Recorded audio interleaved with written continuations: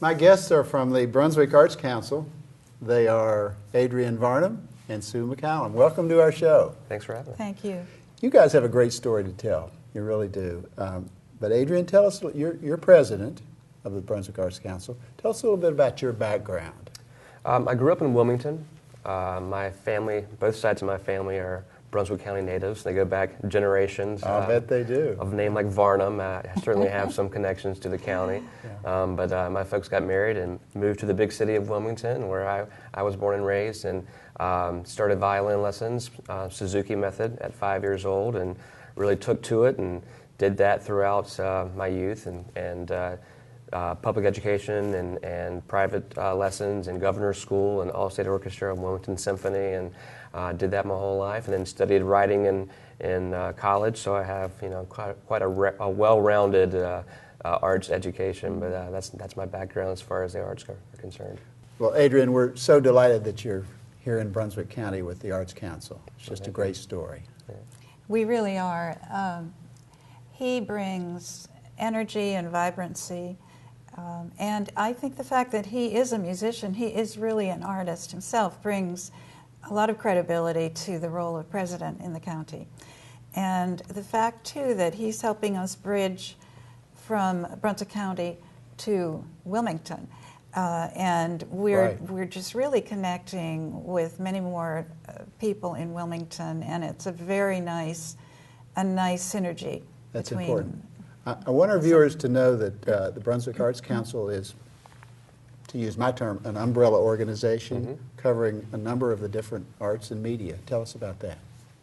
Yeah, I think that's a fair assessment for sure. The council itself has, probably half a dozen or so different divisions that cover visual arts, performing arts, literature, writing, right. Education. We have Connie Ennis is a board member, and she is in charge of arts education in the county. So, and the Intercultural Festival, which we had recently and on the campus of the community college. So there's a lot of different types of arts organizations within our council, and a lot of different disciplines. Something for everyone. Absolutely. Right. And I know the council members also adjudicate the one-act plays. They're very involved in that. We're very involved with Mike Sapp and the college. It's a wonderful relationship. And now more in Southport, we're developing too through the Dickens Festival, the relationship with the town there and the merchants there. You've led perfectly into my next question. Let's talk about the Dickens Festival. Let's talk about that, please. Well, would you like to start, Adrienne? I think you started. It's sort of your project. Yeah, go okay. ahead. Charles Dickens really resonates with so many people because in his culture he was such a wonderful writer. He himself had a difficult childhood, but in spite of that went on to help others. He had labor reform movements in that and cultural richness. He's responsible really for the celebration of Christmas, the celebration of Valentine's Day. He funded a children's hospital and founded that in London. Our viewers will remember that the first Charles Dickens Festival here in Brunswick County was last year.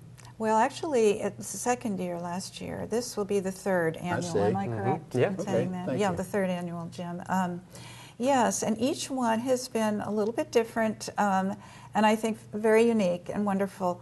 This year, it's a little more low-key, and we're focusing more on a Victorian social at the community building in Southport, and 2 performances of a Charles Dickens Christmas review. And we'll have those dates on the screen for our viewers to be aware. Yes, and anything more about that, Adrienne?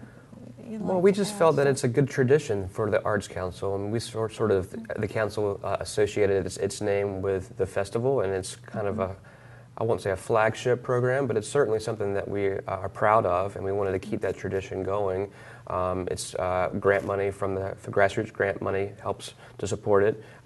We associate our name with the festival in Southport, and it's a good program that we really enjoy promoting each year. Well, and we do involve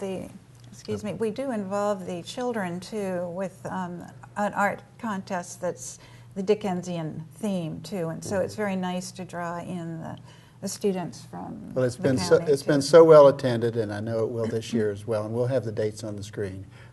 Adrian and Sue, thank you for being with us to tell us about the Brunswick Arts Council. Our pleasure. Thank you so much. Thank you. Thank you.